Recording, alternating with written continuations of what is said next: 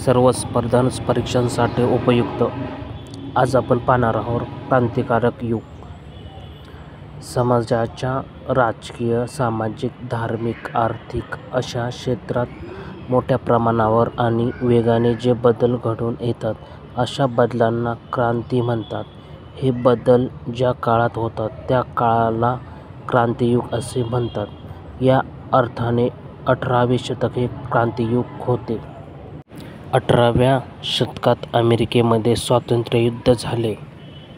फ्रान्समध्ये राज्यक्रांती झाली. इंग्लंडमध्ये औद्योगिक क्रांतीची सुरुवात झाली. या घटनांमुळे अमेरिका व युरोपमध्ये काही तत्कालीन बदल घडून आले. तसेच त्यापुढील काळात जगातील इतर देशांवरही त्याचे परिणाम झाले. या घटनांची आपण थोडक्यात माहिती करून घेऊ. अमेरिकन स्वातंत्र्ययुद्ध. अमेरिगो वेस्पुशी यांच्या सागरी मोहिमेमुळे अमेरिका खंडाचा शोध लागला. त्यानंतर युरोपमधील अनेक देशांतील लोकांनी या नव्या ठिकाणी जाऊन तेथील प्रदेश बळकावले. इंग्लंडमधील लोकांनी अमेरिकेमध्ये स्वतःच्या वसाहती स्थापन केल्या. शालेय शिक्षण देणे, सार्वजनिक वाचनालय सुरू करणे, स्थानिक कर ठरवणे व अन्य स्थानिक विषयांसंबंधीचे निर्णय घेण्याची वसाहतींना मुभा होती. पण जगातील इतर देशांशी संबंध ठेवण्यास त्यांना परवानगी नव्हती. या वसाहतींच्या व्यापारावरही इंग्लंडचे नियंत्रण होते.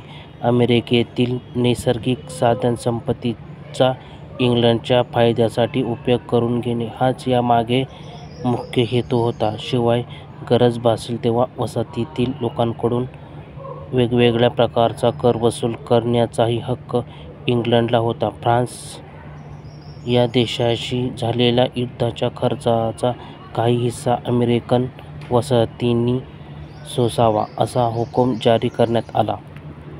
इंग्लंडने वसाहतींवर लादलेली अशी बंधने अमेरिकन वसाहतींना मंजूर नव्हती. इंग्लंडच्या संसदेत आमचा प्रतिनिधी नसल्यामुळे आमच्यावर कर लादण्याचा इंग्लंडला अधिकार नाही. आम्ही कर देणार नाही असे सांगून वसाहतींना इंग्लंडच्या जुलमाविरुद्ध चळवळ सुरू केली. 4 जुलै 1776 रोजी अमेरिकन वसाहतींनी आपल्या स्वातंत्र्याचा जाहीरनामा प्रसिद्ध केला. सर्व माणसे जन्मतः समान आहेत. प्रत्येकाला जगण्याचा, स्वातंत्र्याचा आणि सुखाचा उपभोग घेण्याचा हक्क आहे. जनता सार्वभौम आहे असे विचार जाहीरनाम्यात मांडण्यात आले. हा स्वातंत्र्याचा जाहीरनामा थॉमस जेफरसन यांनी तयार केला. अमेरिकन वसाहतीचा नेता जॉर्ज वॉशिंग्टनच्या नेतृत्वाखाली इंग्लंडशी युद्ध झाले. या युद्धात अमेरिकन वसाहतींनी इंग्लंडचा पराभव केला. वसाहतींनी एकत्र येऊन आपले संघराज्य स्थापन केले. जॉर्ज वॉशिंग्टनची पहिली राष्ट्राध्यक्ष म्हणून निवड झाली. राजाविना राज्य चालू शकते हा नवीन विचार अमेरिकेच्या स्वातंत्र्ययुद्धाने आपणांना दिला.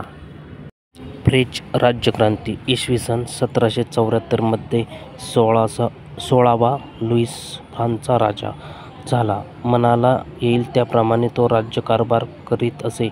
त्याच्या अगोदर होऊन गेलेल्या राजांनीही फ्रान्समध्ये दडपशाही पद्धतीने राज्यकारभार केला होता. लोकांना क्षुल्लक कारणावरून तुरुंगात डांबवले जाई.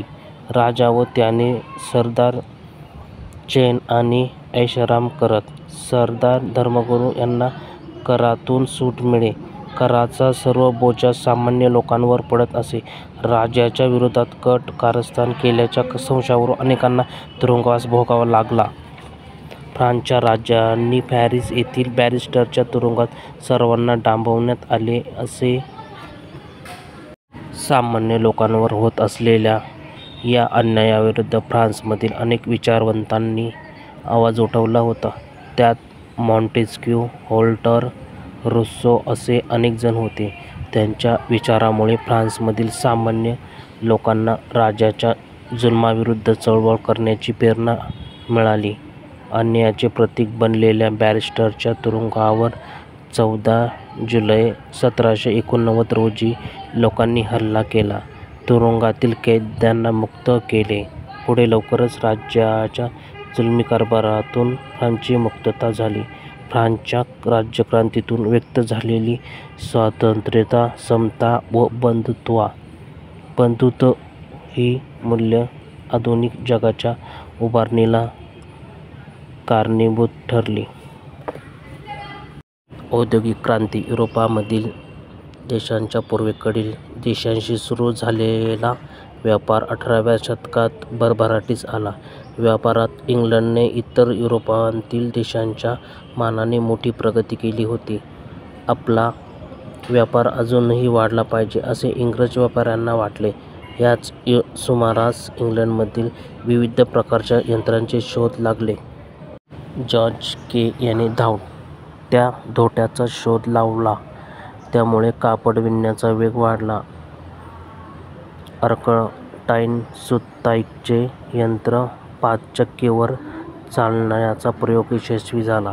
कापड उद्योगामध्ये होणाऱ्या या यांत्रिक प्रगतीमुळे कापडाचे उत्पादन अनेक पटीने वाढले. जेम्स वॉट याने वाफेच्या इंजिनाचा शोध लावला. स्टीफन्स याने वाफेवर चालणाऱ्या रेल्वेचे इंजिन तयार केले. शेतीचे उत्पादन वाढवण्यास उपयोगी पडतील असे शोध लागले.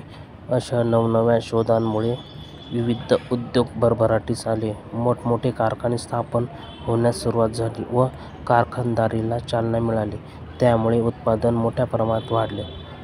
यालाच औद्योगिक क्रांती असे म्हणतात. युरोपातील उत्पादनवाढीमुळे युरोपातील देशांना बाजारपेठेची आवश्यकता भासू लागली. त्यांनी आशिया, आफ्रिका खंडात स्वतःच्या वसाहती स्थापन करण्यास सुरुवात केली. व्हिडिओ आवडला असेल तर लाईक, शेअर आणि सबस्क्राईब करा. धन्यवाद.